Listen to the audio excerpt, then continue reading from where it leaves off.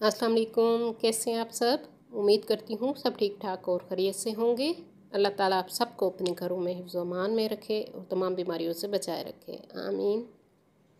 हाँ जी, गर्मियों का मौसम है और गर्मियों में आइसक्रीम ना खाई जाए तो ये हो ही नहीं सकता। तो घर में हम आज बना रहे हैं वनीला आइसक्रीम, जो इंतहाई मज़े की बनती है।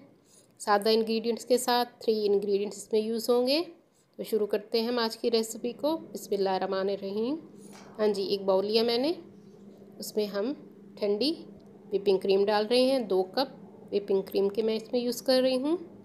क्रीम हमारी ठंडी होनी चाहिए, जितनी चिल्ड होगी उतनी अच्छी बनेगी और अच्छी तरह बीट होगी। इसको हम बीटर से अच्छी तरह से बीट कर लेंगे। 3 से 4 मिनट मैं इसको बीट कर लूँगी।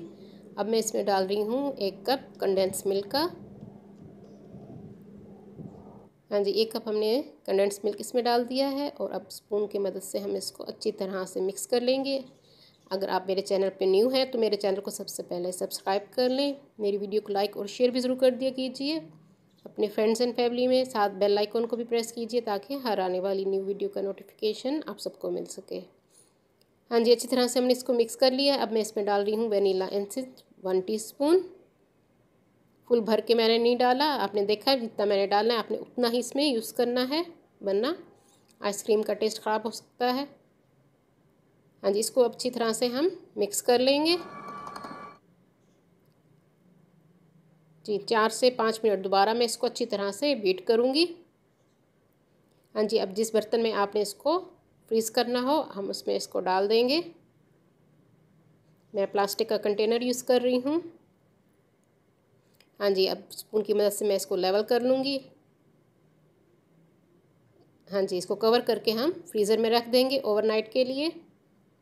8 या 9 घंटे में आइसक्रीम बन जाती है। मैंने इसको ओवरनाइट रखा था। मज़ेदार हमारी वनीला आइसक्रीम रेडी हो चुकी है।